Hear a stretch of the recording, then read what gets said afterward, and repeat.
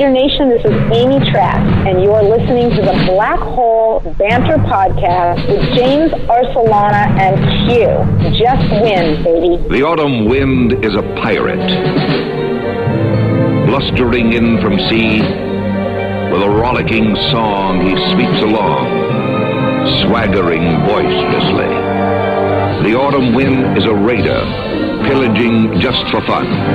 He'll knock you round and upside down and laugh when he's conquered and won. Raider Nation, let's go, let's go. Raider Nation, let's go, let's go. Raider Nation, are you ready for some football? You ain't ready for no football. You ain't ready for the Oakland Raiders. It's the invasion of the Oakland Raiders. Are you ready for some football? Yeah. You ain't ready for this football. What up, Raider Nation? Welcome to a special episode of the Black Hole Banner Podcast. It is the first Victory Monday of what hopefully will be many this season. This is James Arcelana here with your boy Q. Say what's up, man. What up, Raider Nation? Got the first victory of the season. Like James said, hopefully this is the first of many. Very excited to be back talking about games that actually mattered, and glad to be talking about Raider football with a W behind it, man. Very excited. So, James, man, let's rock and roll. Yes, sir. And let's get right into it, man. For the first time in a long time, we don't really need to intro with any news. We don't need to intro with any, off-the-field issues. It's football. It's back, and the Raiders got to win. They traveled to Tennessee, took on the Titans, 10 a.m. start, but as we know, under Jack Del Rio, those 10 a.m. starts are no longer a boogeyman for the team. And I got to say, man, the Raiders just look good.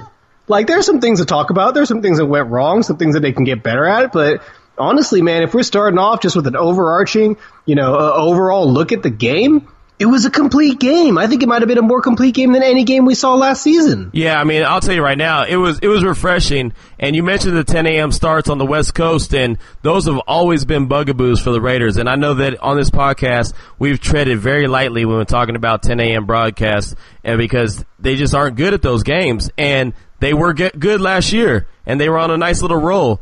Well, they're still good at it, and I don't know exactly how Jack Del Rio went in there and kind of changed the mindset of the Raiders, but somehow he's got them to go out there and play well on those 10 a.m. West Coast starts, and it's unbelievable. And I always go into the game, and I feel weary about it and think, oh, damn it, it's starting early. Never play good at this game. Look, those days are over. They've now won 7 in a row. And that's damn near a record, if not a record. I can't remember if it's a record or it tied a record. Either way, that lets you know a lot, man. They've won 7 in a row when they start early and they travel from the West Coast. I mean, that's a hell of a stat right there, and that lets you know that the team is headed in the right direction. So as much as I used to dread those 10 a.m. starts, now I look at them and I embrace them like, okay, this team is going to come to play. They're going to handle their business, and that's exactly what they're doing. I got to give them a lot of credit, and that's one area where I need to give Jack Del Rio and company a ton of credit because they have changed the mindset, they've changed the mentality, and they've got these guys ready to go early, which previous teams, previous head coaches were not able to do. So Jack Del Rio, he gets an A++ in my book just for being able to get this team going on those early game starts. Oh, yeah, most definitely. I mean, I think, part of it was just a bad team before Del Rio got here, and that was part of the reason why road games were so difficult. But it didn't really matter because it was one of those things that clearly got in everyone's head. Anytime there was a 10 a.m. start, everyone was shook. You know what I mean? The players came out looking shook. The fans were shook all week leading up to it, and it just was clear. It was clear that when the Raiders had to start at 10 a.m., they weren't on their game. That's no longer with Jack Del Rio. He has clearly turned this team around in a lot of different ways.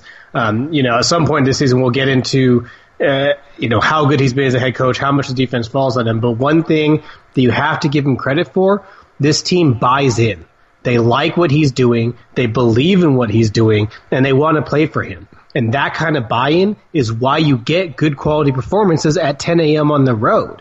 It's a well-disciplined, well-worked team, and you've got to give Jack Del Rio credit. Yeah, you do. And the thing about it is, man, there's teams on the West Coast. I mean, there's the Raiders, there's the 49ers, and there's the Chargers, and obviously now the Rams. But before that, these teams weren't doing well. They weren't performing well when they traveled from West Coast to East Coast or West Coast to down south, and they had those 10 a.m. starts.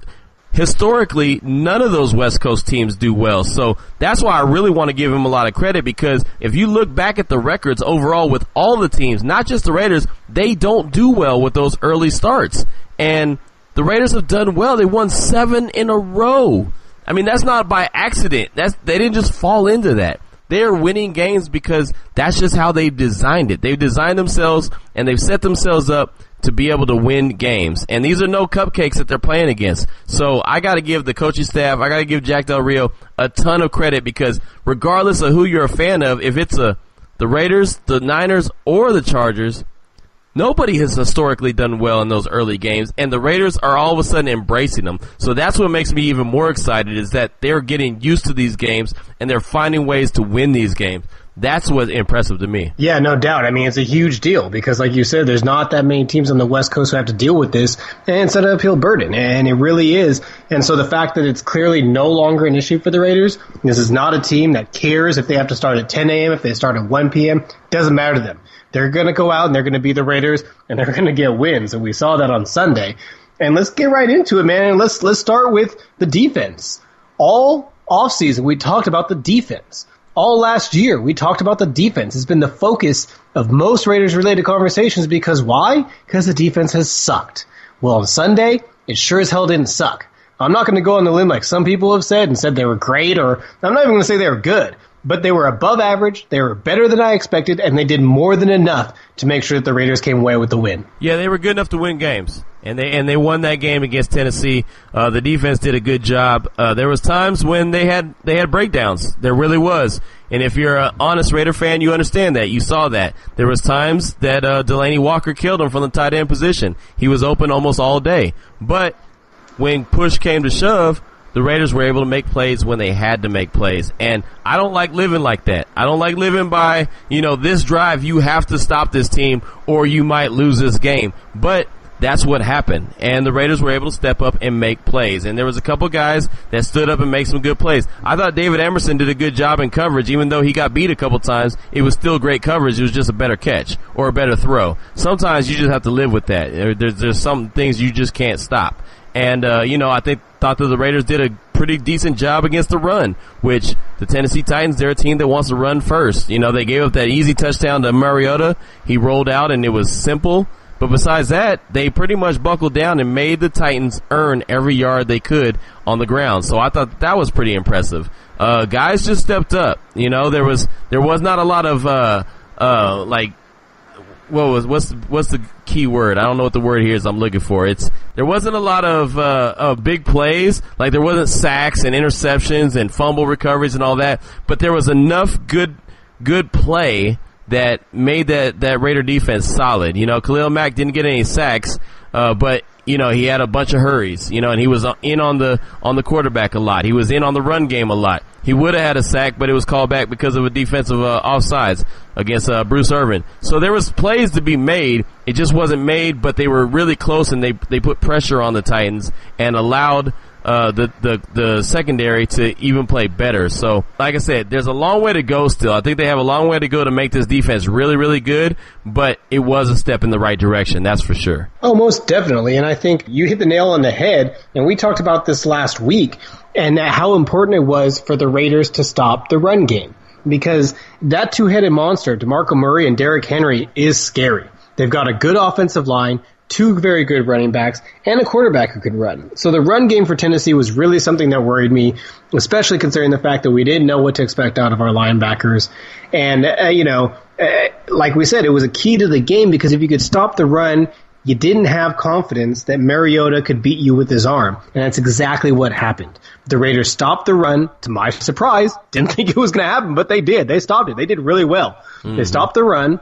And that forced the ball to be put in Mariota's hands, and it forced Mariota to win the game, and he wasn't able to do it. Good young and up-and-coming quarterback. He is no Derek Carr. He cannot win the game single-handedly the way Derek Carr can. And the Raiders defense did just enough to make sure that it was him trying to win the game and not Derrick Henry and DeMarco Murray just running all over the defense. So, they did what was important. I think partially we have to acknowledge it was a pretty good matchup for the Raiders, right? I mean, they don't have any of those Brandon Cooks type receivers that really give the Raiders corners fits, which is why Sean Smith had a very solid game, why David Emerson had a very solid game. So you can't expect necessarily them to shut down a passing game like this every week. But you take it one team at a time. And as far as the Titans go, who have a good offense, the Raiders stepped up to the plate and they answered the challenge. And especially exciting considering the fact that they looked like garbage when they came out the gate. All right, that first drive on defense was horrific, but they got better. They kept pushing, they kept improving. You saw adjustments, you saw pressure, and most of all, if you ask me, you saw Eddie Vanderdoes making a difference on the interior of that defensive line. And for me, it was him and Mario Edwards Jr. on the interior that really, really made this defense that much better. Yeah, I mean, when you get that pressure from the middle of the defensive line, then you already know that the team's going to be solid. And that was the thing, man. They were able to get that pressure in there. And Mario Edwards Jr. was able to do his thing. And Eddie Vanderdoes, who is on the come up, man, he's been doing his thing since the preseason. He was able to as well. And so that was awesome to see. And that made life not very comfortable for Marcus Mariota. It was just one of those things. And the guy is a good quarterback. He's a guy that's on the rise. He's a guy that, is probably in 2, maybe 2 years going to be a really big star in the league. But right now he's not there. And like you mentioned, he's not on Derek Carr's level yet, but he's one of those guys that I look at and I say, you know what? He's going to learn like Derek Carr, and he's going to excel like Derek Carr, and he's going to, he won't take, being just mediocre for granted. He won't do that. He's going to be really good at some point. He's just not there yet, and the Raiders made him, try to be better than he is right now. They put a lot of pressure on him and made him make decisions. And look, coming out the gate, being the first game of the season, it's not easy to go ahead and defend a quarterback that not only can throw the ball, but can run the ball. And you saw that on that drive when the Titans scored, when he rolled out and got an easy touchdown. It was no problem. It was a no-brainer. But to the Raiders' credit, they were able to make adjustments. And I don't know if it was Ken Norton Jr., John Pagano. I don't know if it was a combination. I don't know if they came together like butt cheeks and made that happen. I don't know. But either way, it was done. You know what I mean? Somebody decided that, hey, we're going to make a slight adjustment here, and we're going to get better. And, to Sean Smith's credit, he did really good. I think he gave up, a couple catches, but minimal yards, very minimal yards. And David Emerson, even when he gave up a catch to Corey Davis, he made him work for it. I don't have a problem with guys getting catches and making yards or scoring if they have to work for it. But it's just the problem. I have an issue when they get it wide open and it's easy. And a lot of times, again, I'll go back to it. Delaney Walker was wide open a bunch of times. I still have a problem with that. And, Melon Fawu, whatever his name is, Obi, anyway, him being out is probably a problem because he's supposed to be the tight end coverage guy. So that's going to be an issue moving forward until he gets back, and then he's got to get into the rhythm of things. But, I mean, for the most part, the Raiders made the Titans earn everything they got. So I can come away with this and say, you know what? It wasn't perfect, but it was good enough. And if they're good enough each and every week, those are W's in the column for the Raiders because they have an offense that's amazing. So I was okay with what the Raiders did. It wasn't perfect, but it was good enough. And no, listeners, you did not hear wrong. You just used the phrase "together like butt cheeks" to describe what was going on with it. Come together like butt cheeks. Yeah, man, you ain't never came together like butt cheeks. Sometimes that's the whole Domino's saying, man. Come together like butt cheeks. That's when you get Domino. I'm just saying. Man, I feel like answering that question might just get me into trouble, so I'm going to just keep moving on. Wow. I want to go back to Eddie Vanderdoes for a second real quick, though, just because a lot of the talk that we've had about Eddie Vanderdoes is what he's brought to the passing game, and for good reason. The Raiders were terrible when it came to getting pressure on the quarterback last season, last in the league in sacks. You've heard this all before. We've talked about it a lot. Because of that, we focus on what he brought to the passing game. We focus on what Trayvon Hester brought to the passing game. We focus on what Mario Edwards Jr. brought to the passing game. What we didn't do enough was talking about what he brings to the run defense and what they all bring to the run defense. Because if you watch that game, Vanderdoes is doing more than just getting pressure and collapsing the pocket.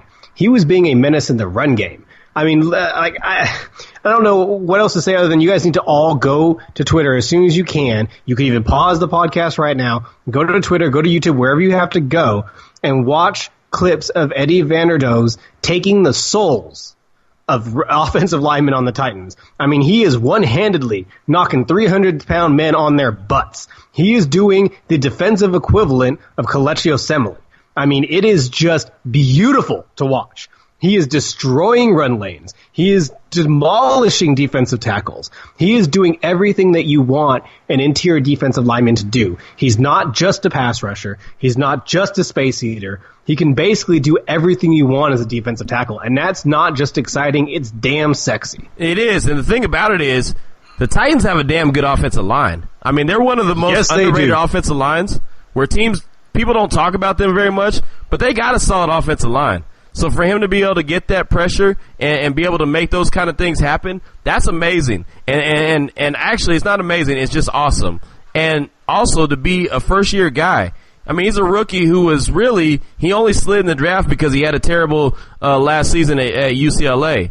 And it's not that he was bad, he just was injured and he wasn't 100% healthy. Now he is. It's something that we talked about in a couple of podcasts, probably middle of the preseason, middle of the training camp, whatever. We talked about, we expected a lot from him. Matter of fact, James, I'll give you credit for that. That's your guy. You talked about him. You expected him to have a big year because he's 100% healthy now. He looked 100% healthy. There's a reason he's in the starting lineup, and he's making plays. He earned his keep. It's not like he's just there because, he was a high draft pick. Let's go ahead and slide him into the starting lineup. It's no longer those days. It's no longer like scholarship, and we just slide you in. It's you earn your spot, and he has absolutely done that. I believe now that he's healthy, he's going to go ahead and cause havoc all year long, and he is one hell of a find for Big Reg and the Raiders, man. I mean, they did big things by getting him. And, again, I want to give you credit because you were on him from day one. You were excited about him, thought about the potential that he could bring, and now it's starting to pay off. And it's only one game, and I think he's going to get better as time goes, but it's exciting just to know that there's some pressure coming up from the middle, and it's not just Bruce Irvin and Khalil Mack, but everyone is making, the quarterback uncomfortable, and that's a good thing. So Eddie Vanderdoes is doing one hell of a job early on in his Raider career. So that's something to be very excited about. Yes, sir, most definitely. We've talked about him. We talked about a lot of the other defensive linemen. We talked a little about the corners. One other guy that I want to make sure we talk about on defense, and I think his performance went a little bit, underpraised, if you ask me, and that's Carl Joseph. I thought Carl Joseph was outstanding on Sunday. He led the team in tackles, and he had an incredibly pivotal pass breakup in the end zone before halftime. Had the Titans been able to complete that pass and score a touchdown, this might have been an entirely different game. Instead, he forced them to kick a field goal, and then the Raiders got the ball back with enough time that they could march down the field and see Giorgio Tavecchio hit a field goal. So that one play ended up doing almost a 7-point swing when you're all said and done. So that was a really big deal. I just think that this kid is getting better with every game that goes by, and I think that we're starting to see just how good he can be, and I think from now on, you're going to see those pass deflections being interceptions. I think you're going to see him making huge plays, huge hits, knocking balls loose, and continuing to lead the team in tackles. So that was a guy who I was extremely excited to see on Monday. I talked a lot about him. He was one of my other draft crushes, a guy who I had said for all offseason, watch him. He's going to have a breakout year this year, and I'm really happy that he didn't disappoint me in week one. No, he was awesome. He really was. And that play that you talk about in the end zone, I mean, I don't know how tall he is. Let's just say he's 6 foot. He used 6 foot and 2 inches of himself to go ahead and get that ball. I mean, that dude, every single inch that he had to his body jumping in the air, he reached out and got that. And that was one hell of a play, because if he doesn't reach up there, if he don't jump up there and knock that ball down, that's a touchdown, no doubt about it. He probably made the play of the game. I mean, I don't want to take away from anybody else. He probably made the play of the game, because that would have been a touchdown if he doesn't knock that ball out of the air and out of the way from the receiver. I mean, he was awesome. And again, I don't know how tall he is, but that was one hell of a play, and this guy is going to be a stud. And again, he's another guy that we talked about throughout the summer as, being a year removed from his injury. And my man Fake Albert on Twitter, and matter of fact, me and James, we both been on his podcast that he's done in the past. He got on us before about cliches and, oh yeah, a year removed from your injury, you're a whole lot better. And I think we had a podcast where we talked about injuries and these guys that are going to be better. And he was like, yeah, that's always cliche. That sounds good. Look, man, that was the real deal. going back to Eddie Vanderdoes and Carl Joseph, both those guys, an extra year removed from their injury, is paying off. You saw it. You saw Carl Joseph just be a hog on Sunday, and Eddie Vanderdoes, again, was a hog. So I feel really confident about these guys moving forward. I think Carl Joseph is going to start laying the wood on people, and you saw that later in the game, but you also see him breaking up passes. I love a guy that can not only knock somebody out and bring the thunder, but also can break up passes, knows that, okay, look, I'm not going to be able to come with the big hit, but I could knock this ball out of the way. And if he gets interception, cool. As long as he's having the pass defenses, that's all that matters. And again, Carl Joseph, in my opinion, probably made the play of the day by knocking that ball out of the air and not allowing that to be a touchdown. If that had been a touchdown, the game changes a whole lot, and who knows what happens. But again, you got to give them a lot of credit for being able to hold Tennessee out of the end zone and and then come back and get a field goal of their own, man. It was pretty exciting, and you got to give hats off to Carl Joseph. Yeah, most definitely. And here's the thing. The whole injury thing with the year off or a year to heal, that's not really a trope. That's just reality, right? Like, that's not like this is just coach speak. This is something that's been shown and proven over and over with NFL players, right? Michael Crabtree's another example. When True. A guy takes a very serious injury, what many people don't realize is there is a difference between getting to full health and getting to full NFL playing speed, right? Because these guys are playing at an elite level with elite athletes, some of the best in the world. And so you can be 100% healthy, but doesn't mean you're 100% back to the level of playing with elite talent. And that's the problem a lot of these guys have, right?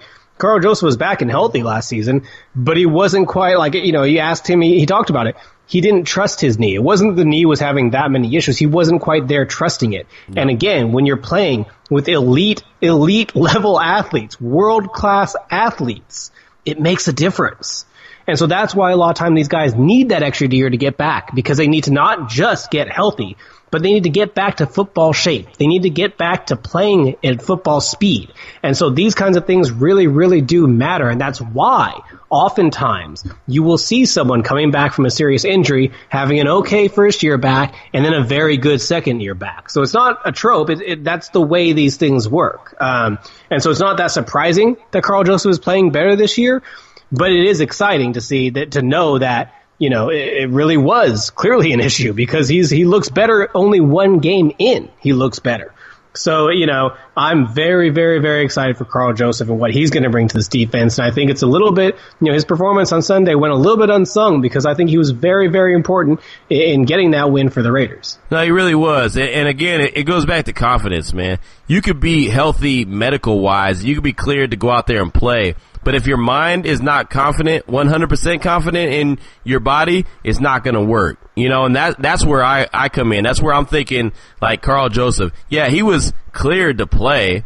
He was medically okay. But in his mind, he didn't quite trust his knee yet, because, he's coming off an ACL. And even though that's not a catastrophic injury anymore like it used to be, it's still a major injury. So he has the confidence now that, okay, my knee is healthy. I can go out and play. Michael Crabtree, you brought him up. He's a guy that his year after rupturing his Achilles, he was good, but he wasn't great, because he wasn't really confident. He just knew there was something lurking in the back of his mind that was going on. It's all about confidence. It's what your mind allows you to believe.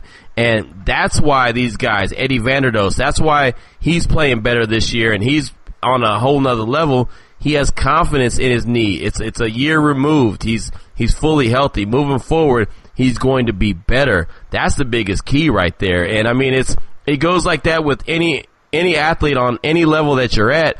And I mean, look, I'm not a world-class athlete, never have been. I might have had hoop dreams in my mind, but after tearing the ACL, I thought, oh man, the life is over.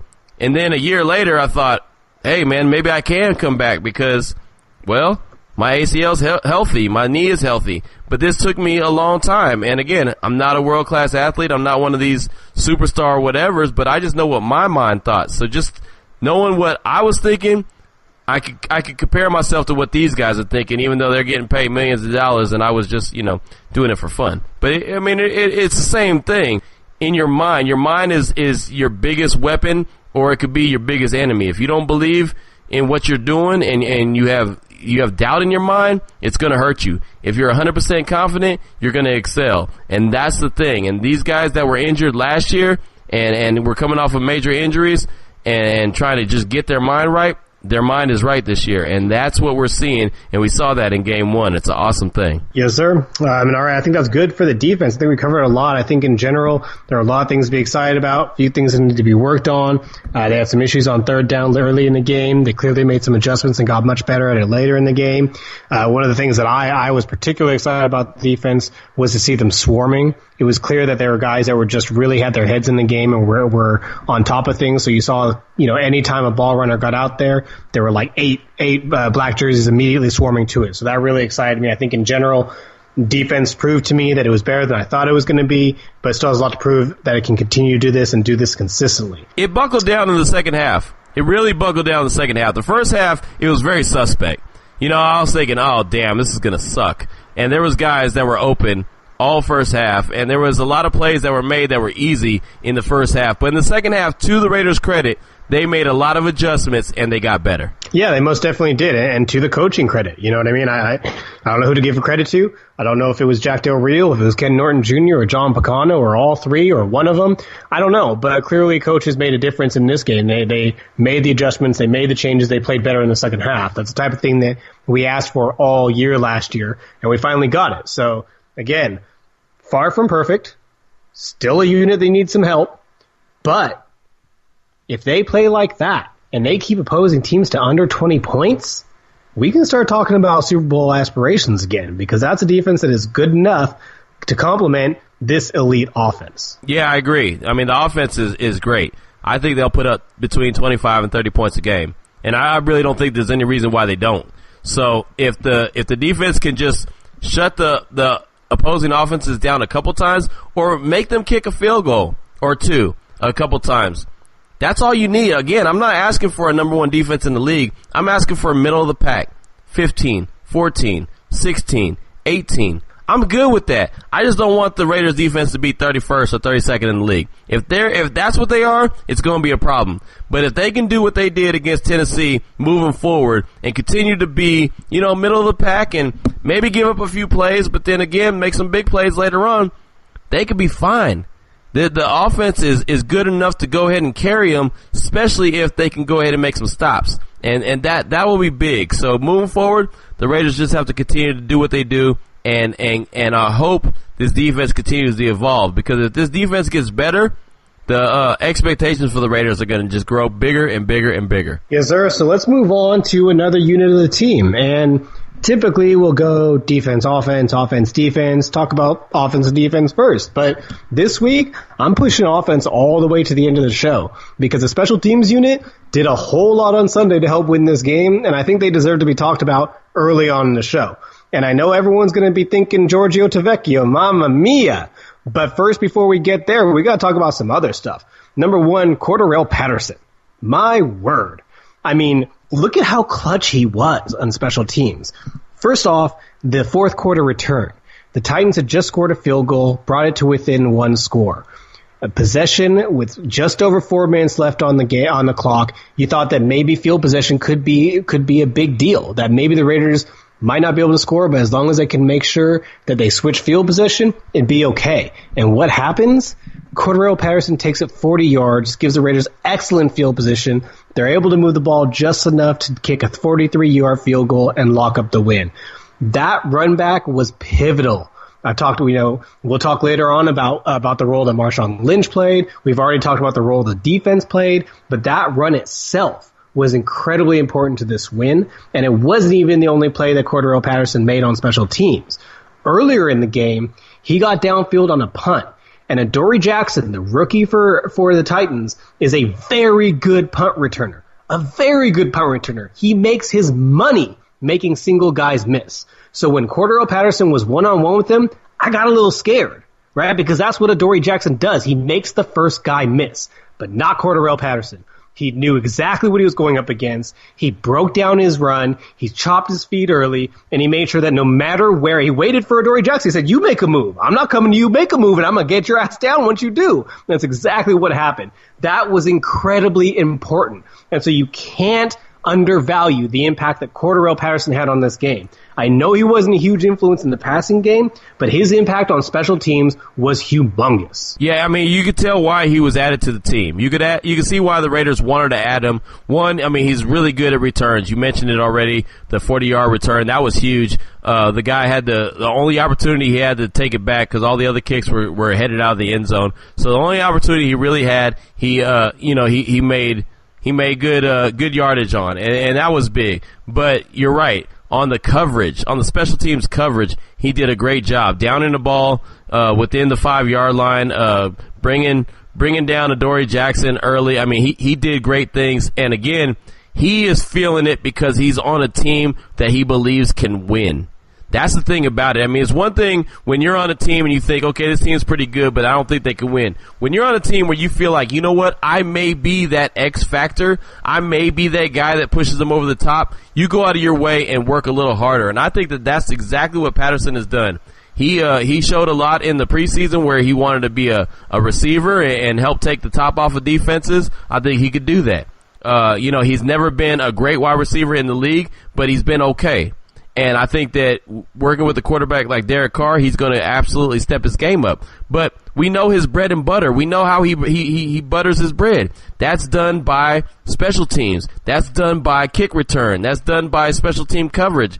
And he showed why he's worth the money on Sunday because he is very, very good at that. He didn't lead the league in kickoff returns yardage for no reason. The dude's a stud. And, he actually got a chance to let it rip and show why he's so good at that. And he did that on Sunday. And that's the thing about it, man. He is a great free agent pickup. He's a guy that the Raiders obviously need to keep in the house, and they need to keep him in the house long term. He bet on himself. He signed like a multiple year contract, but really he can opt out after this year. If he's happy about what he does and he's happy about his role, and the Raiders are continuing to be a team that has a potential to win and end up in the Super Bowl like you mentioned, he ain't going nowhere. He's going to stick right where he's at because he knows his best shot at winning and being shown that he's a stud are right there in Oakland. So I'm excited with what he brings and what he can do with the Raiders moving forward. And correct me if I'm wrong, wasn't he the guy that downed Marquette King's punt inside the 2-yard line also? Yes, sir. He absolutely was that guy. Look, I know special teams isn't sexy and exciting. I know downing a punt isn't sexy or exciting. I know learning to break down and properly make a tackle isn't exciting and sexy. But you guys, that's a huge impact on this game. That's a huge impact on this game. 2 different plays where he dramatically impacts field position, and a third play where, you could argue he does the same by making sure Adoree Jackson doesn't have an opportunity to return it. And just the fact that on both of those plays, he was down there, on the play where he downed the football and the play where he made the tackle on Adoree Jackson. He was down there well before anyone else was. I mean, he clearly, you want to talk about a gunner who moves. He's just, again, I know it's special teams, and I'm geeking out hard on special teams, but I don't care because it makes a huge difference. Field position is so important, and Cordarrelle Patterson is like a one-man field position weapon. It's unbelievable. So I wanted, when I was watching the game yesterday, it was one of those things I wrote down in my notes. Make sure to give Patterson his props, because I felt very strongly that a lot of people were going to overlook him because he didn't do a ton on offense. But he had a huge impact on this game, a huge one. So, I just wanted to make sure that above all else, we talked about Cordarrelle Patterson on special teams and why it's so damn important that he's on this team this year. Yeah, don't get caught slipping, man. Special teams is important. You ask anybody, there's 3 phases to the game. There's offense, defense, and special teams. And a lot of people don't look at special teams because it's not that sexy. But look, there's a lot of guys that are in the NFL Hall of Fame right now, or the Pro Football, Hall of Fame right now, because they were studs on special teams, either kick returning, kick coverage, or everything, or all of the above. And he is that guy that could be a all of the above kind of guy. He's a great returner, but he's also great on coverage. And that's one thing that in the offseason, the Raiders let a lot of their special team studs go. And matter of fact, a couple of them are on Tennessee's roster right now. But they let a lot of those guys go, and the Raiders special teams kick coverage, that unit was solid last season. So you thought about it and like, okay, where are they going to fill in? Well, they got the guys. They got guys willing to play a lot of different roles. And when you're a good team, guys will do that. If you're a terrible team, a guy who thinks he's a stud wide receiver might say, you know what, I don't want to cover kick coverage. because you guys suck anyway, and I should be the number one wide receiver. But on a team that's really good like the Raiders, guys will sacrifice and say, you know what, this team is dope. Let me go ahead and I'll do a little bit of special teams because I can help out in that area, and we could be a better team for it. So that's what he's doing. He actually turned down bigger money from other teams to sign with the Raiders because of the potential. One, he wanted to do some stuff on offense, but two, he knew that this team could win and I could be a major factor and a major player. He's going to be a major player. Cordell Patterson is going to make things happen. Kick return, I don't think the Raiders have had a kick return touchdown since, was it Johnny Lee Higgins? Was he the last guy? Jacoby Ford, I think, had one. My bad. Jacoby Ford. Still been a long time. Exactly. Both of those clowns are out of the league, and they ain't been in the league for a long time. So my point is, it's been a long time since the Raiders have had a guy that can take one, receive it, and take it to the house. And this dude could do it. Cordell Patterson could make it happen, and he's not going to just rest on that and say, well, that's all I can do because that's what I'm good at, so I don't need to do kick coverage. He's on coverage as well. That's impressive to me, and that shows me a team player, a guy who just wants to win. And the motto for the Raiders is, just win, baby. So Cordell Patterson is an absolute Oakland Raider, in my opinion. All right, so now that we've got Cordarrelle out of the way, and, props to Marquette King. He had a very strong game as well. He's the one who put that ball down inside the 5 for Cordarrelle to down it. But there was another kicker that clearly needs a lot of attention. Giorgio Tavecchio. My man. Day before the game starts, we find out that Sebastian Janikowski, kicker of the Raiders for 18 years, is going to be on IR. That means at the very earliest, he doesn't come back until after week 8. So that means for at least half the season, the Raiders have to deal with a new kicker. They brought in some legs to try out the week before.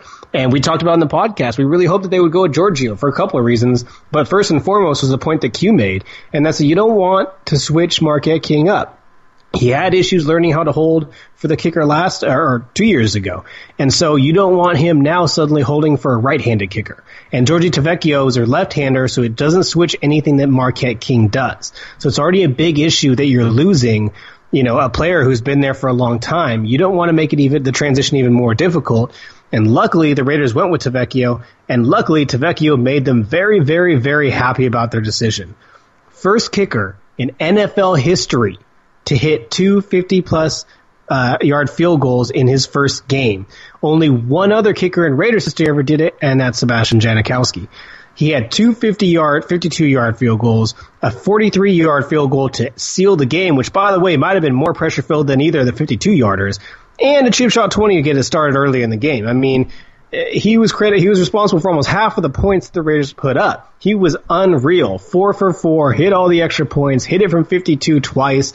I mean, my word, the Raiders may have found themselves a replacement for Sebastian Janikowski. No, they really might have. And look, I'll tell you right now, this one is one of those situations that was very sensitive to me. When I saw the news on Saturday that Seabass was going on IR, I actually broke down into a little bit of a tear, not going to lie.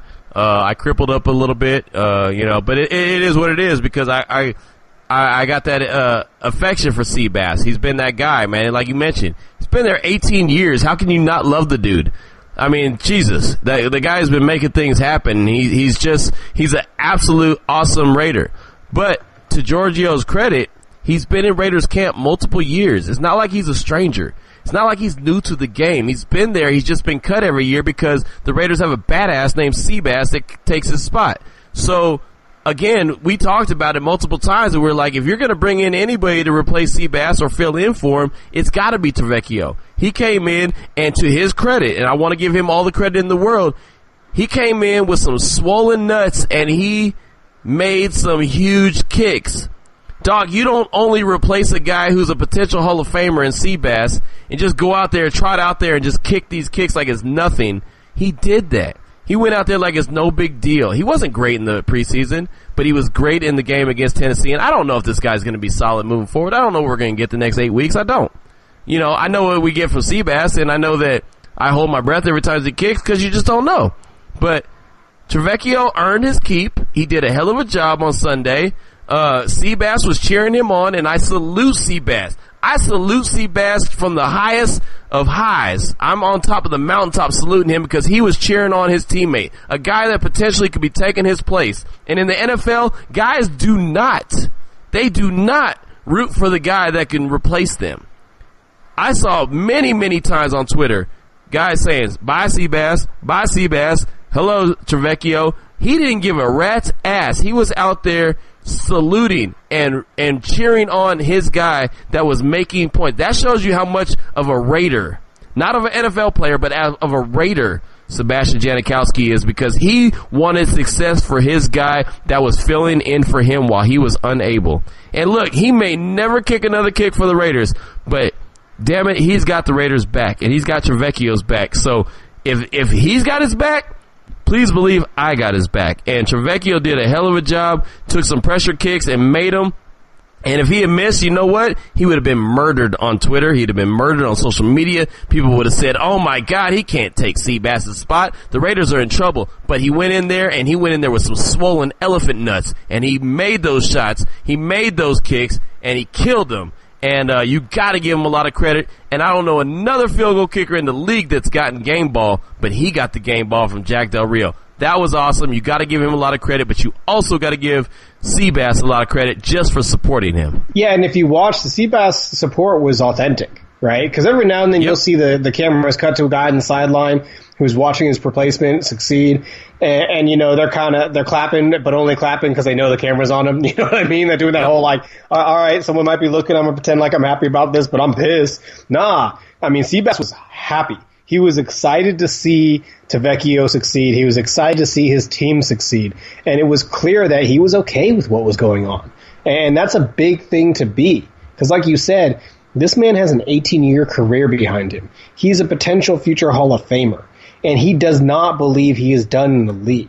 So for him to be watching a guy who may end up taking his job, who may end up making it so that Seabass is not wearing silver and black next year, because he'll still be in the league next year, but it may not be with the Raiders.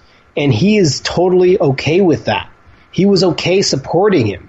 That is the kind of thing you love to see, and it just goes, again, not only to speak for Sebastian Janikowski and the kind of person he is, but also the Raiders as a whole under Jack Del Rio and the quality of locker room that's been produced. And I mentioned Jack Del Rio, and he gets some of the credit, but I also think Derek Carr gets a ton of credit. I think Reggie McKenzie gets credit for the kind of people he brings in. Khalil Mack, Donald Penn, Bruce Irvin. These guys preach brotherhood. They preach teammates. They preach being there for one each other, and it shows. And so, you know, when you see Seabass clapping and being excited, it's sincere, which is awesome to see, considering he may be watching the end of his career for the Raiders. Yeah, I mean, he was up there. I mean, he had his hands up in the air like he would when he made a kick. That was what got me. It wasn't just clapping and saying, like, good job, kid. No, I mean, when Tavecchio was kicking it and it was going through, he had his hands up like he would on his kick. You know what I mean? He had his fingers up in the air, 3 fingers. I mean, he was saluting the dude. Like, I mean, he was totally engaged in the game. And, look, Seabass has grown a lot, man. When he came into the league, he was a youngster that liked to party, liked to get drunk, liked to, you know, hang out with a bunch of women. And I'm not saying that's a bad thing. I'm just saying that's what he was doing. But, I mean, he's a grown-ass man, and he wants to win, man. He wants a ring. He wants to say, you know, I'm a world champion. That's what he wants. And so he's totally on board with this guy going in and doing his thing. And that's what I salute, because everyone can't do that. Everyone's ego can't allow that. Seabass is, I don't know how many characters, and I don't know how many people in the league, and you can correct me if you think there's a lot. I don't know how many people that cover or follow football have a place kicker's jersey. I don't know. I can almost bet you Seabass is probably the best-selling place kicker jersey in the league ever. I bet you. I'm almost willing to bet you. I don't have any money, so I can't. We could bet like push-ups or something. No, seriously, I'll do push-ups or something. I don't have no money. I'm just saying, I don't think there's any other kicker in the league that has as many fans as Seabass does. And if there is, well, hey, then you've earned that. But this dude is out there, and he is supporting this guy, and he's putting his ego aside, and he's just working through it, and he's there for his team. And there's not, I mean, that doesn't happen in the league all the time. There's guys, and you know, hey, credit to Donald Penn for showing up. There's guys that are sitting out because they want a better contract, because their ego tells them that they need to be paid. Donald Penn was sitting out because he wanted a better contract. He hasn't gotten it yet, but he showed up. He showed up and played. You know what I'm saying? Like, this is a team. You mentioned Jack Del Rio and the culture he's created. He has created a winning culture.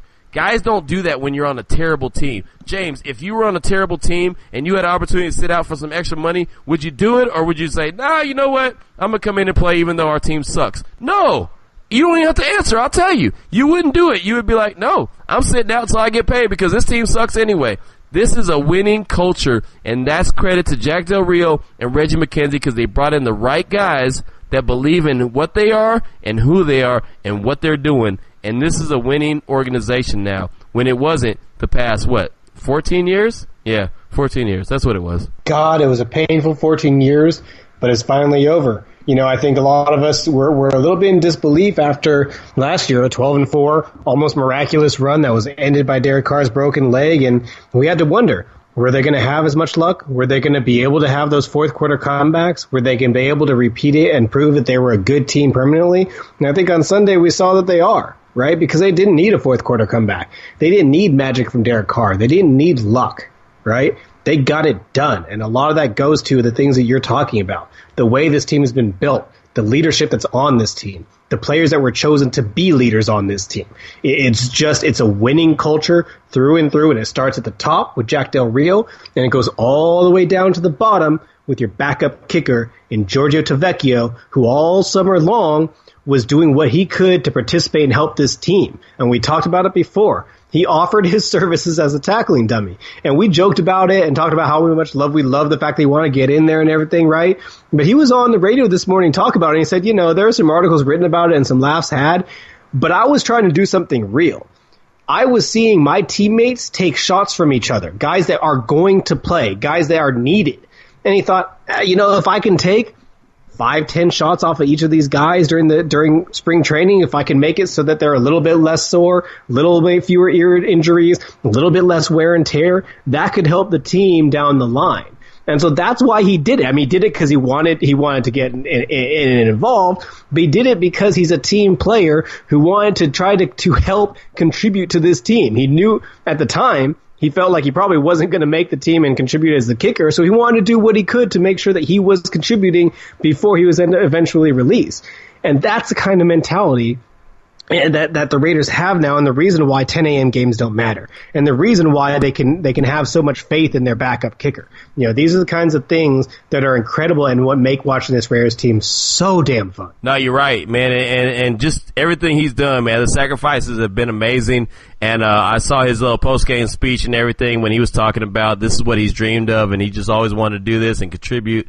You gotta love that, man, you know, and the guy's been around he's been around the team for many years, many off seasons. He's been the camp leg. That's what he's been called. Now he's got opportunity to shine. And luckily, I mean, the Raiders have had a lot of luck with, you know, field goal kickers, punters as of late. You know, Shane Leckler, no one thought that he could be replaced. And Marquette King came in and, you know, he was stashed on IR, and everyone was thinking, what the hell would you stash a punter on IR for? Well, it worked out really well. He ended up being one of the better punters in the league. Matter of fact, one of the best punters in the league. Well, Giorgio might end up being one of those dudes. You know, he might end up being one of the best field goal kickers in the league. You just don't know. It's a wait-and-see situation, but he started out great. You know, he really has. And, again, I don't think Seabass is the guy that you need to go put out by the pasture and shoot him. I don't think he's done like that. But at the same time, you know that, you know, for the next 7-8 weeks, it's going to be Giorgio. It's going to be the Giorgio show. So hopefully he can go ahead and slide into that position and make it easier transition to move on from Seabass. So it's one of those things, man. I wasn't a fan of it. Like I said, I rolled up in the fetal position on Saturday when I saw that he was going to IR. I didn't know what to do with myself. And luckily, Sunday, it wasn't a factor. Matter of fact, Sunday, it was money. And I was very impressed. So I want to give Giorgio a ton of credit, and hopefully he continues to keep that up, man. Yeah, no doubt. And with that, we will move on to the elite unit of the Oakland Raiders, Derek Carr and company, the Raiders offense. And what's funny about that, we all know that's the best unit on the team. And that's no disrespect to special teams or to defense. It's one of the best units in the entire league. I mean, it might be one of the best offenses in the league, period. I'm sorry, it is one of the best, if you ask me. It might be the best, period. So, and what's funny about that is that of every unit on the Raiders, they're probably the ones who were the rustiest and didn't look the best on Sunday. And that's only because we know how great they can be. And they kicked a lot of field goals, and that's great for Tavecchio. Great story. Played a big role in the game, winning the game. But you want to see this team score touchdowns. And so I'm not trying to nitpick, but I think it's a positive when you think of the fact that the Raiders won by 10 points and the best part of their team wasn't even firing on all cylinders. I do agree 100%. And again, the Raiders offense is one of those things that you can count on. You can count on them being solid. Derek Carr, he's an MVP candidate. I'll say it right now. I'd be surprised if he don't win the MVP in 2017. I will. This season, if he don't win the MVP, I'd be very surprised. As long as he stays healthy all season long. Obviously there's a little side note, a little asterisk by it. But I'll be surprised if he don't win the MVP because I think that dude is that good. He was on pace to win the MVP last year, and we all know what happened. But this is the guy, man. He's a leader of men. He's an exceptional type dude, and I really respect the hell out of Derek Carr. He's a guy that I respect on even higher level than just a quarterback or a football player. I mean, this dude, he's got it upstairs. And if you got it upstairs, you're ahead of the battle. And he really does. So I expect him to be an MVP this year. If Matt Ryan could win the MVP, then damn it, Derek Carr should win the MVP. I mean, that's just me. That's just me. I could be wrong. And if I'm wrong, I'll come back and say so later. But he's solid. He's going to lead this team in the right direction. Marshawn Lynch is the running back. He's going to be a lot better than Latavius Murray was, even though Murray scored a lot of touchdowns. Marshawn Lynch, he's just got it. He's got that it factor that you can't teach. He's got the vision. He's got the ability. He's got the strength. I mean, he's just that guy. There's certain things that you can't teach with people. And that's one of those things. I mean, it's either natural, you either got it or you don't. Marshawn Lynch has it, and that's awesome. And of course, the wide receivers are dope. Amari Cooper is going to be great. He had a couple drops, I get it, but he still is going to be good. He had a really good game. Crabtree had a really good game, and the X factor is Jared Cook. Jared Cook is going to be exceptional. James, we talked about it multiple times in the preseason. They're going to the tight end. You know why they're going to the tight end? Because they have one now. And Jared Cook is that guy. You can see that Derek Carr is already very comfortable with him. So there's going to be plenty of times that Coop's going to get targets, Crab's going to get targets, and Cook is going to get targets. And that's something scary for opposing defenses. So the offense is great. They didn't have a great performance, and I will question Todd Downing down at the goal line, first and goal with at the 3-yard line. You have to give the ball to Lynch at least twice. I get it. You want to get Cooper involved. You want to throw the ball. I get it. But you have to let Lynch run that rock when you're at the 2-yard line. You just have to. And I think that's part of Todd Downing just being that's his first game and he outthunk it. Sometimes you outthink things. Sometimes you think things and you're like, well, you know what? That other team's probably thinking that too, so let me do this. You know what? Sometimes you just got to be like, that's fine. You know Marshawn Lynch is coming, but I don't think you can stop him, so I'm going to go ahead and let him rock.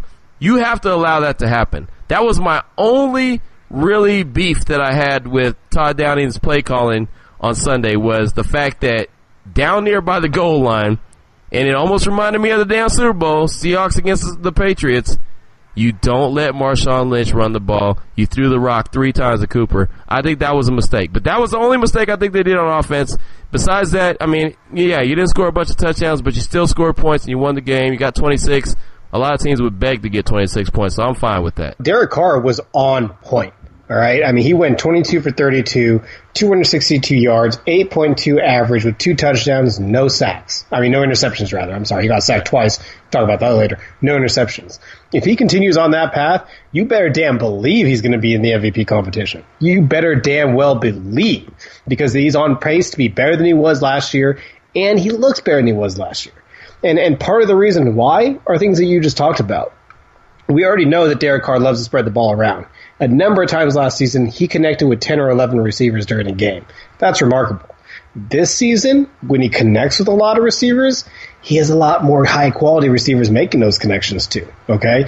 Marshawn Lynch is now a pass catcher for the Raiders. Jared Cook, now a pass catcher for the Raiders. Cordarrelle Patterson, now a pass catcher for the Raiders. Those guys are a whole lot better than Latavius Murray, than Andre Holmes, than all the other guys they had. And I'm sorry to say it, but then you, Clive Walford, I mean, they have better quality now on this offense, and that's crazy to think because they had an elite offense last year. They had one of the best in the league last year, and it got better. And not by a little bit, it got better by a lot. I mean a lot. Jared Cook had a huge impact in this game. Caught all 5 targets thrown his way, was a big target for the Raiders, got a couple first downs. Clearly he and Derek Carr have already built a rapport because Derek Carr was putting balls in there that were clearly, I trust you, Jared. You're a big body boy. Don't let no one pick this off. That's tight coverage, but I'm going to go ahead and put that ball in there. I trust you, Jared. And it paid off because he did make those catches. And so when you have, we talked about this before, right? What are the 2 best friends for a young quarterback? A good run game and a good tight end. Yep. Well, Derek Carr did without a good run game and a good tight end for most of his career. And now he's got himself a damn good tight end. And I'm going to say it right now. He's got himself an elite running game. All right, so let's talk about Marshawn Lynch. Let's talk about that run game. Let's talk about beast mode. Let's talk about the 40 yards he put up in the fourth quarter when the Raiders had a lead, when the Titans knew damn well that the Raiders are going to be running that ball down their throats, when the Titans knew damn well that Marshawn Lynch was getting the ball. What did he do? He put up 40 yards. He ate clock. He ran over defensive tackles. He spun out of tackles. He was doing everything that you love watching Marshawn Lynch do, and he was doing it in the fourth quarter with 4 minutes left, eating time off the clock, and making sure that the Raiders can come away with the win. And if you ask me, there is nothing more beautiful in football than when you line up and you say to the guys across from you, guess what? We're going to run the ball. We're not hiding it. We're not playing anything tricky. We're not playing games. You see that guy right back there, number 24? I'm handing him the ball, and he's going to run it right down your throats, and I dare you to stop him. I dare you to stop him. And they didn't. They could not stop him yesterday, despite the fact it was clear from everyone watching the game that Marshawn was getting fed the rock. Yeah, you're absolutely right. And the thing about it is, that's what Marshawn Lynch does. When Seattle was at its best, Marshawn Lynch was the finisher. He was the closer. He was that guy that said, yeah, give me the rock. I'll knock it out. I'll handle it. I don't care if they're going to try to stop me. I'm a big face him. Isn't that what he said? I'll big face him. And that's what he did. And, he did that on Sunday. And he has a thing about himself where he's more determined than you. And I'm sorry, but you could be as athletic, you could be as strong, you could be as skilled as you want to be. If the guy across from you has more will and more want to than you do, he's going to win. And that's just what Marshawn Lynch has. That's his MO. He's got more want to than the next man. He wants to big face you. What'd he say? I want to run mother effer's face off. That's what he said. Run through a motherfucker's face. Yeah, I want to run through a mother effer's face. That's what he exactly said. I mean, that's violent. That's violent, and I like it. And that's just what he does. And he don't give a damn, and that is what makes him who he is. And it doesn't matter if it's a catch. It doesn't matter if it's a run. I mean, whatever. He can take a screen pass, and you saw that. He'll take that for 25 yards. I mean, it just doesn't matter.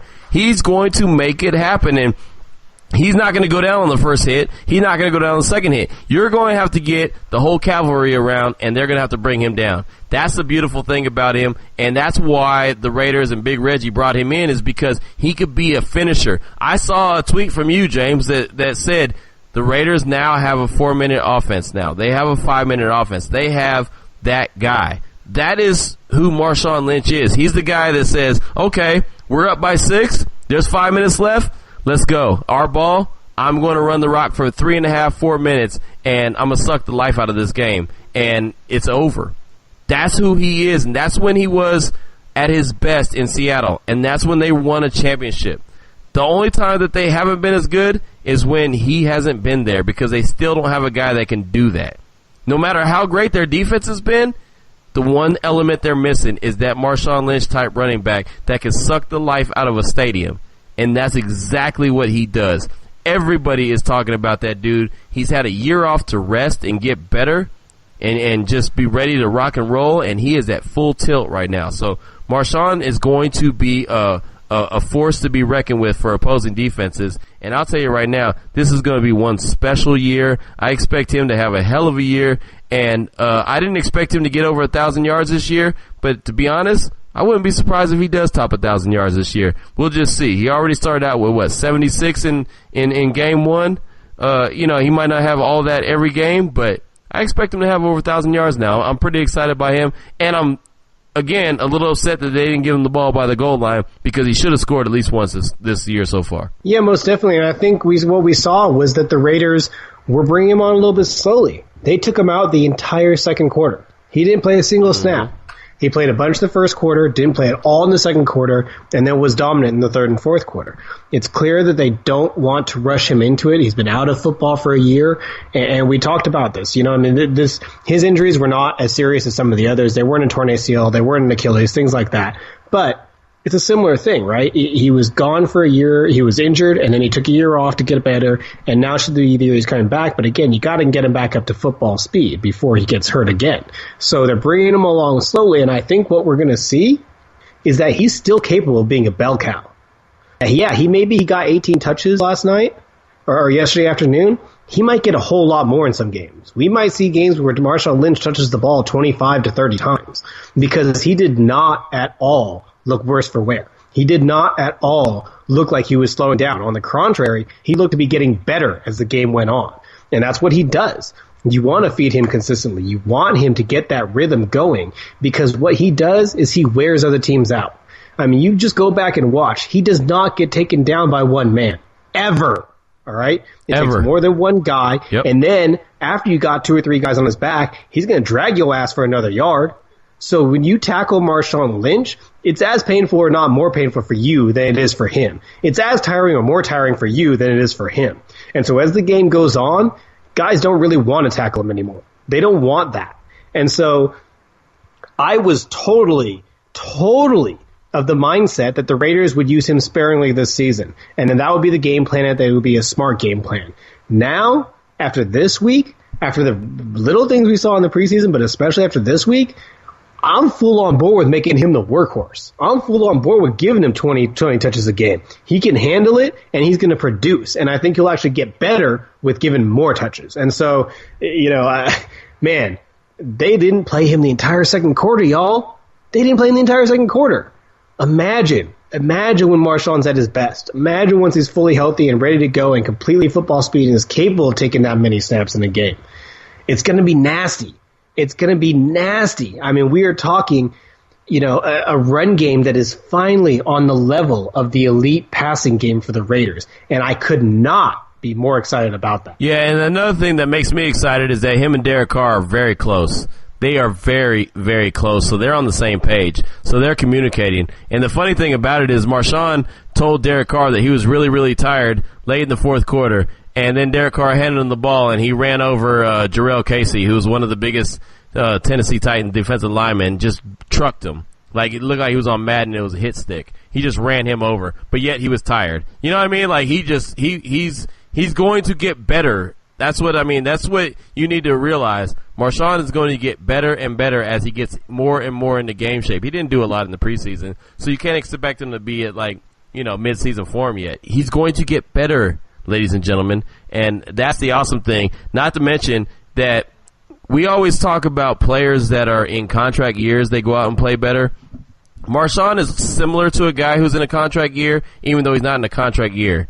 But Marshawn is on I'm in my city's year. I'm in my town's year. Like, he's got a mission. It's not necessarily to make Mark Davis a winner, but Marshawn Lynch is trying to make Oakland a winner. That's what he's looking at. This is my city. I got young kids looking at me. I got people that look up to me. I got people that think that they live in the slums. They live in the shady 80s, and they'll never get out. I got them looking at me like, you know what? Maybe we can be something. And he's trying to prove a point.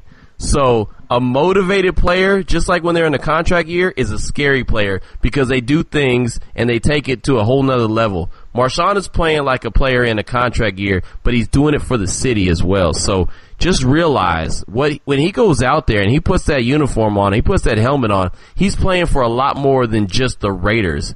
He's playing for the city of Oakland. He's playing for the 510.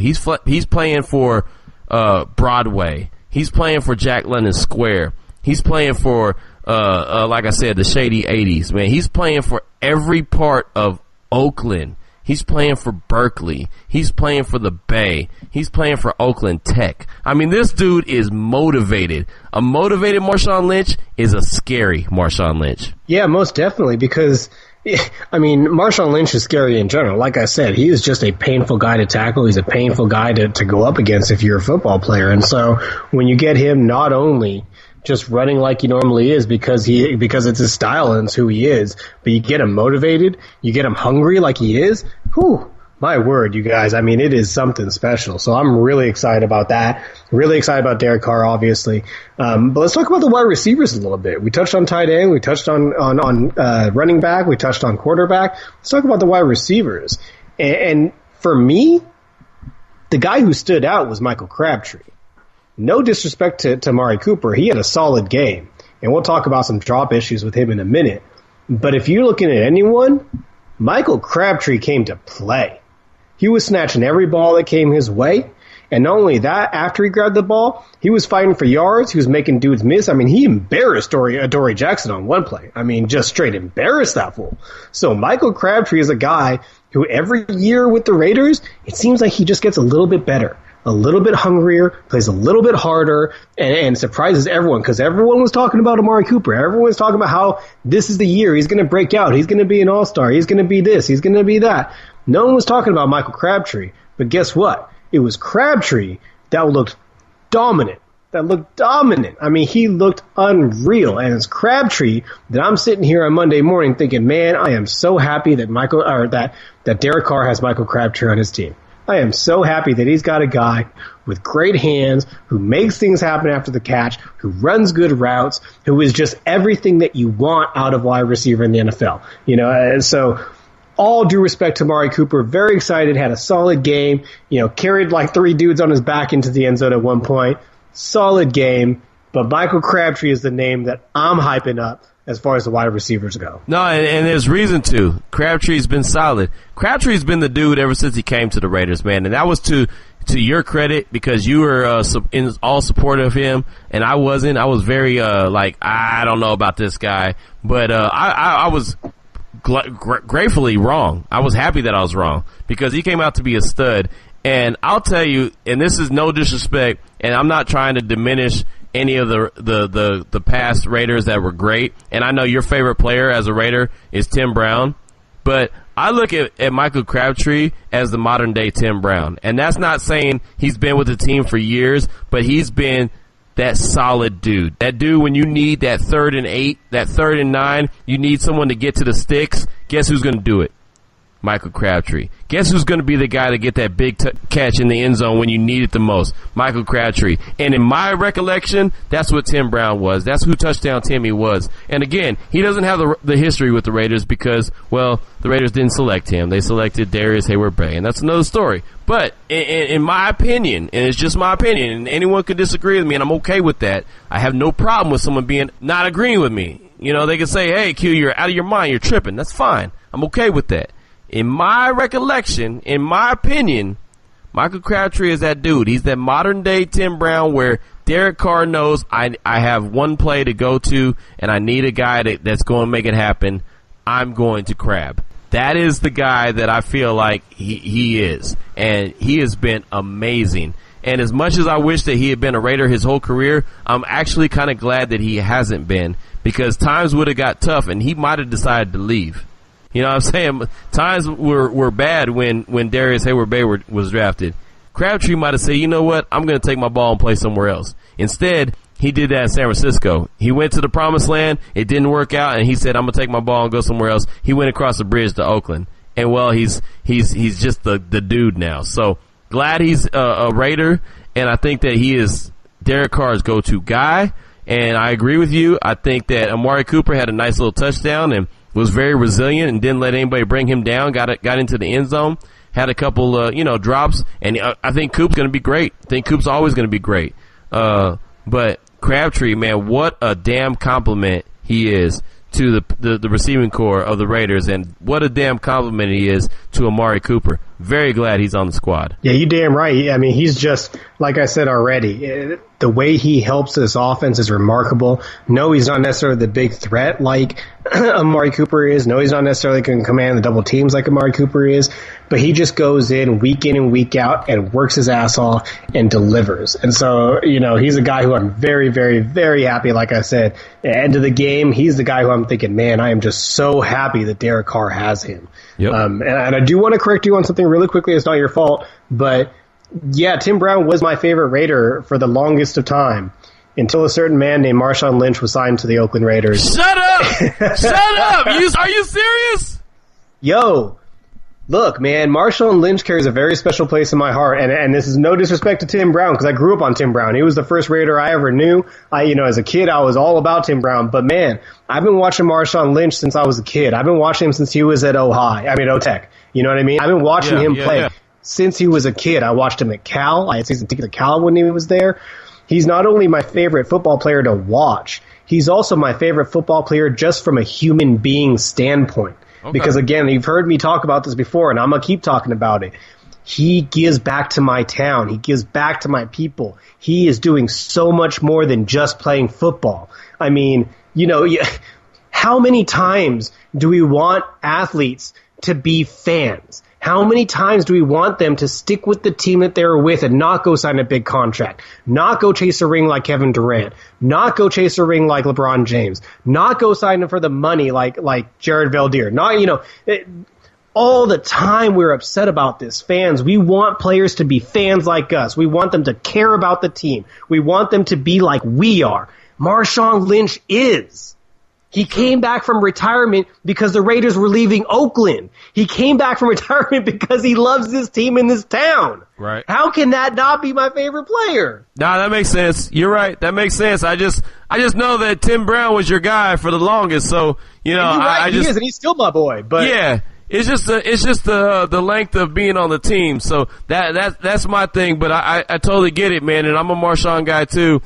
Big fan that he's on the team. But and every reason that you just said he's your favorite player or favorite Raider makes all the sense in the world.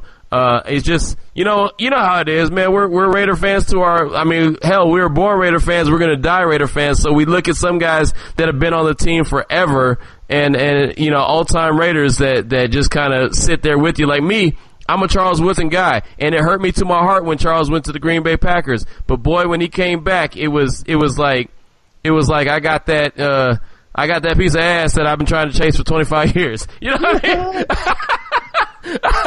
You know what I'm saying? There it is, ladies and gentlemen. There it is. I don't know any way other to describe it. Like, that was that one girl that I chased for 30 years, and finally I got her. And I might not even be worth a damn after that, but, hey, it was just that thing. I don't know. I just got the weird look from the wife, so I guess that wasn't a good analogy. Oh, well. That was you, wife. You didn't know. She said, okay. All right, well, that'll be a good conversation later. But anyway, I'm just saying, I don't know how else to describe it so everybody can understand. That's just, it's just one of those things. Like, that was my dude. That was the guy. I remember when he was drafted, and I remember I was selecting. I was playing in the AND1. No, not an AND1. I was playing in the Hoop It Up tournament in San Jose. This is no joke. I was playing Hoop It Up in San Jose when Charles Woodson was drafted by the Raiders, and my game was right while the Raiders were picking. I called timeout right before because my buddy Corey, who's on my team, said, hey, the Raiders are about to pick right now. I called timeout just so I can hear who the Raiders were going to pick, and that's when they selected Charles Woodson. That's how deep it goes with me and Seawood. I'm just saying. Yes, sir. And, you hit the nail on the head with Seawood, too, because Seawood, in my top Raiders list would go Marshawn Lynch. And I get what you're saying about time. He hasn't been on the team that long, but it was one of those things that after he made that first handoff in game one, he officially played in a real game as a Raider, and that was enough for me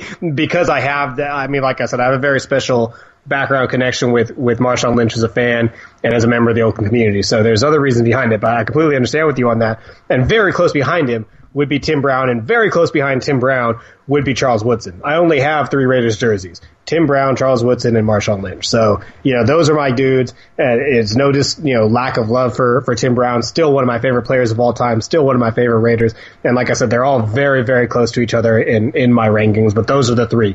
Those are the dudes who I grew up on, who from various perspectives, like with Marshawn Lynch growing up on from high school and college, and then Tim Brown and Charles Woodson for my formative years of being a Raiders fan. Like, those were two of the biggest names when I was coming up as a Raiders fan. So, all very, very important to me. And we got a little bit sidetracked here, but it's okay because it's still all Raiders talk. Hey, honestly, we're going to have to do an episode where we just talk about our all-time favorite Raiders, because this is all of a sudden bringing up all kind of memories for me. I think that's going to be a good episode, is just talk about, like, our all-time favorite Raiders and why. And they don't necessarily have to be Hall of Famers, but to us, they have certain meaning, you know what I mean? So we're going to have to do that. So Raider fans, like James said, we definitely got sidetracked, but it's cool because it's Raider talk, so we're going to rock that way. And that might be a nice little topic for the bye week, and if so, y'all going to hear some weird names from me, because a lot of my fandom came when the Raiders were absolute garbage, so y'all can't be getting mad when Bruce Gradkowski gets brought up. I'm just saying. Oh, man, yeah, I'm going to dog you. You're going to bring up Bruce Gradkowski. I might come through this damn phone or down through this microphone and slap the mess out of you. That's just not acceptable. All right. Back to Raiders actually on the team right now. Amari Cooper, man, he looked good and then he looked bad, right? Because there are times where he got the ball and he was making things happen afterwards, which is what you love to see with him. And then there are times where he was dropping balls he should have caught. I mean, he had 13 targets but only came down with five receptions, man. That's just not a good look. And so, I don't know what to feel about him. Part of me feels very excited when you see the plays like him dragging people into the end zone, or there was that one play he was on a slant and he caught the ball and ran another 10, 15 yards. You see why Raiders are so excited about him. You see why he's such an exciting and awesome player, but at the same time, you get frustrated because you feel like greatness is right there within his reach. Like, greatness is right there at his fingertips. And then for whatever reason, right as he's about to grab greatness, he takes a step back away from it. And he gets closer again. He's right there, about to grab it, and then he takes a step back again. And it's been incredibly frustrating, but at the same time, incredibly, inspiring, because you do have that hope constantly that he's going to get, everything's going to click, he's going to put it all together, and he's going to put together one of those absolutely dominating performances. Unfortunately, Sunday wasn't that time. Well, I will say, man, he caught a touchdown pass. He willed his way into the end zone. He had a couple good catches that extended drives. He got extra yards when he didn't look like he was going to get them. And, yeah, he had a couple bad plays. And I think that the Raiders made a bad decision by trying to force it to him 3 times in a row down by the goal line. I thought that was unnecessary. And, I don't know if the ball was tipped or not. I know I read where it said the ball was tipped, whatever. I just think that they were trying to force the ball to him, which they didn't have to do. But I'm excited by him, man. I'm excited. I know he had 5 catches, 62 yards, and that 1 touchdown. But he is the guy. He's just one of those guys that you're going to have to be understandable that he's going to make big plays. And then there might be moments where he has plays that aren't so great. But, again, I don't think that even those plays down by the goal line, which is what most people point at, look, those shouldn't even have been Amari Cooper plays. Those should have been Marshawn Lynch runs. Look, tell me if I'm wrong. If I'm wrong, if I'm lying, I'm dying. Marshawn should have been running the ball at least twice down there, not Amari Cooper getting the ball targeted to him 3 times in a row. Now, yes, should he have caught the ball? Absolutely. But I think that was on Todd Downing as an offensive coordinator in his first game as OC, learning and trying to outthink himself. And he was thinking like, yeah, everybody's expecting Marshawn Lynch. Let me go ahead and throw the ball. When that didn't work out so well, for Seattle when they thought that. Everybody's expected to run. We're going to throw it. They got picked in the Super Bowl, and they lost that game. All they had to do was hand the ball. Sometimes you don't have to think so much. Sometimes you just have to go what's natural. Oh, you know what? We're at the 3. Let's give it to Marshawn because, he could probably run it in. I don't care if the other team thinks that. It's not chess and checkers all the time. Sometimes it's just like, yes, I'm going to run. Stop me.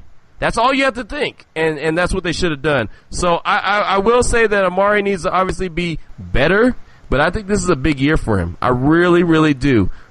He's his first 2 years in the league, over 1,000 yards. I think this year he goes over 1,200 yards. I really do. I think he's going to have a huge year this year and probably have about 10 touchdowns. I'm excited by what Amari is bringing. I think he's bigger. I think he's faster. And I think he's stronger this year. And it's going to show in a major way. So Raider fans, don't be frustrated. You could be a little agitated by what happened. But don't be too frustrated because Amari's going to be just fine. Yeah, most definitely. I mean, I'm not trying to be like overly negative or concerned about him as a career or anything like that. It's just like I said, he can be so much better than what he's shown so far, and that can be frustrating. But again, like you said, I do think we're going to see it. I think he's going to get better. I really do think that he did well in that game. I think he gave a lot of reasons to be excited and think that he's going to have a great year. It's just he also gave me some reasons to be a little annoyed because he dropped almost as many balls on Sunday as he did all year last year. So a little bit frustrating. The other thing is, he had a Dory Jackson on him, and I think that the Raiders were like, oh, we're going to expose this guy, and we're going to just beat the hell out of him. Dory Jackson's not bad. You know what I mean? He's really good. And yes, he's a rookie. I think that they tried to exploit that just a little too much. Instead of letting the game come to them, they just kind of like forced it. That was my other issue.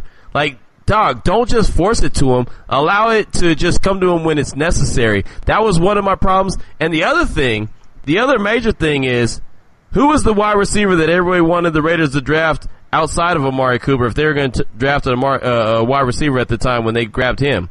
It was Kevin White. Guess what? Kevin White's played 5 games in 3 years. 5 games in 3 years. And now he's on the IR again because he has a broken collarbone and he's out for the rest of the season. So in 3 stinking years, he has 5 games played. 21 catches. Amari can get 21 catches in 3 games. At the most. He might only need 2 games to get 21 catches. He has 21 catches in 3 stinking years. So all the people that wanted Kevin White because he has a higher ceiling than Amari Cooper, step back. No, take 5 steps back because he is a bust. Amari Cooper is the guy, and he'll be solid for the Raiders for years to come. I mean, like I said, I'm not trying to be down on Amari. I just think it's one of those things. You expect greatness from a guy you know is capable of greatness. And so I'm very hopeful this year we will see him be that greatness and really reach the heights that I know he's capable of reaching. Didn't do it on Sunday, but I do think he showed a lot of reason to think it will happen this season.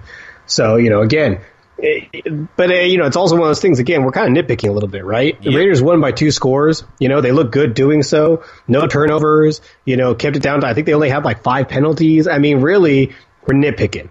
But when you're at a point where the team is this good, that's what's left, right? I mean, that's the thing is we've got a team now. And so we're not trying to be petty. I'm not trying to be, whatever.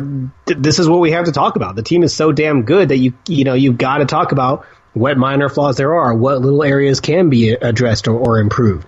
Because the large part of the reason we're talking about is because we do want to be able to talk Super Bowl this year. We do want to talk deep playoff run. And if you do, you're going to have to talk about these things. So we're not trying to be nitpicky or anything like that. We're not trying to downplay a big win because it was a very big win.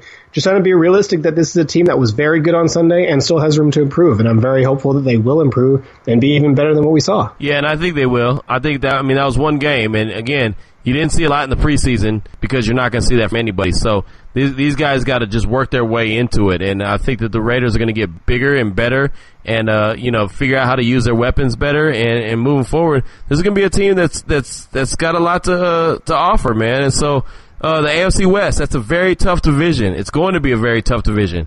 Outside of the AFC West, there's some games that I think the Raiders are going to win, no doubt. There's going to be some tough games, but I just think that, the Raiders are going to have to really grab the bull by its horns and handle their business, and I think that they will. It's just going to be a struggle, man. Nothing's going to come easy. So I'm excited for what they have to offer. I'm excited for, the team that's out there on the field and, let's see where it goes. But there's no reason why they shouldn't be a team that's actually favored to play in Minnesota in February. I mean, honestly, that's what the goal is. The goal is to win the AFC West and play in February in Minnesota. And I don't see why they shouldn't be that kind of a team. Given what they have and what they have coming back and the kind of team they are. I just don't see it. I think there's a good chance that they will. Again, I wrote a piece over the weekend saying not to overreact to this game, and I'm trying very hard not to, but all the pieces are there, right? What they need to be a championship team showed up on Sunday. Now, they got to do it consistently, right? The defense has got to show they can do this against speedy, shifty wide receivers. They got to show they can do it against high-caliber quarterbacks. No diss on Marcus Mariota, but he's not there yet. Not a high-caliber quarterback yet. I think he could be, but he's not yet. So, there's still a lot that needs to be seen. We need to see, again, special teams can keep it up. Can Giorgio Tavecchio keep it up? I love the story. Great first game, but let's not forget he missed a extra point attempt in the preseason.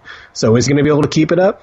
A lot of questions still need to be answered. And as always, Raider Nation, we will be here every single week to answer those questions and talk about every game. And it's going to be a fun year. So until next week after the Jets. Oh, wait, nope, take it back. Rewind. We are going to, little announcement here, we are going to be doing back to 2 podcasts a week. So we will have a recap podcast, the one you are listening to right now, and a preview podcast that will drop either Wednesday or Thursday later this week and continuously every other week. So we won't see you after the Raiders game on Sunday. We'll see you before then, later this week to talk Raiders and Jets. Till then, Raider Nation, peace out. That's right. Exactly what he said. Get fired up, Raider Nation. Don't be no sucker. Go to your work and start some mess. Slap somebody in the head. Tell them, just win, baby. Who cares? You won't get fired. Trust me. I know. I mean, I don't really know. I'm just saying. That's what I think. But just take a chance. Don't worry about it. I mean, you can get another job. It's all good. Go Raiders. Just win, baby. That's what it is. We'll be back with a preview episode coming up either Wednesday or Thursday, like James said. Let's get it. It's Raider Nation, baby. Peace out. It's a way of life. Raider Nation. Up top, down low, it one way. That's through the black hole. Game time, talk is dead. Just win, baby. Enough said. Up top, down low, only one way. That's through the black hole. Game time, talk is dead. Just win, baby.